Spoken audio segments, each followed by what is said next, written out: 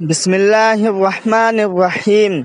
حضرت محمد صلی اللہ علیہ وسلم نے فرمایا، آدمی اپنے اچھے اخلاق کی وجہ سے ان لوگوں کا مرتبہ پا لیتا ہے جو راتوں کو عبادت کرتے ہیں، دین کو روزے رکھتے ہیں۔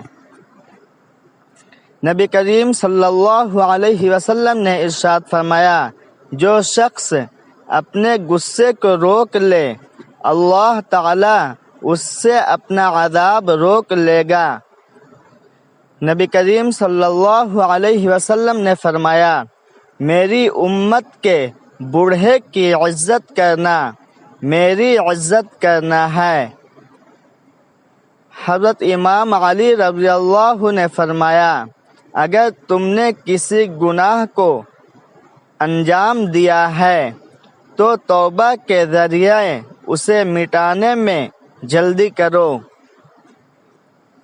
فرمان مصطفیٰ صلی اللہ علیہ وسلم، قبروں کی زیارت کیا کرو کہ تمہیں آخرت یاد رہے گی، اور مردوں کو غسل دیا کرو کیونکہ بے جان جسم کو چھونے سے نصیحت حاصل ہوتی ہے، اور نماز جنازہ ادا کیا کرو کہ شاید یہ عمل تمہیں غمزدہ کر دے، اور غمگین لوگ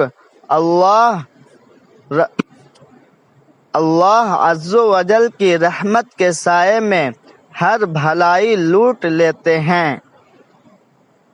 رسول اللہ صلی اللہ علیہ وسلم نے ارشاد فرمایا، مردوں پر لا الہ الا اللہ بہت پڑھا کرو۔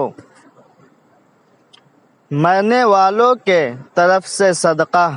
ایک شخص نے کہا، اے اللہ کے رسول صلی اللہ علیہ وسلم، میرا باپ فوت ہو گیا ہے اور مال چھوڑ گیا ہے، اس نے کوئی وصیت بھی نہیں کی، اگر میں اس کی طرف سے خیرات کروں تو کیا یہ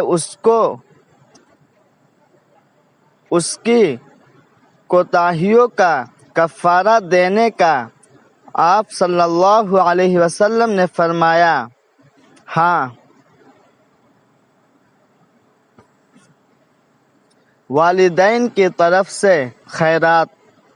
فرمان مصطفیٰ صلی اللہ علیہ وسلم، جب تم میں سے کوئی کچھ نفلی خیرات کرے تو چاہیے کہ اسے اپنے ماں باپ کی طرف سے کرے کہ اس کا ثواب انہیں ملے گا، اور اس کے یعنی خیرات کرنے والے کے ثواب میں کوئی کمی نہیں آئے گا۔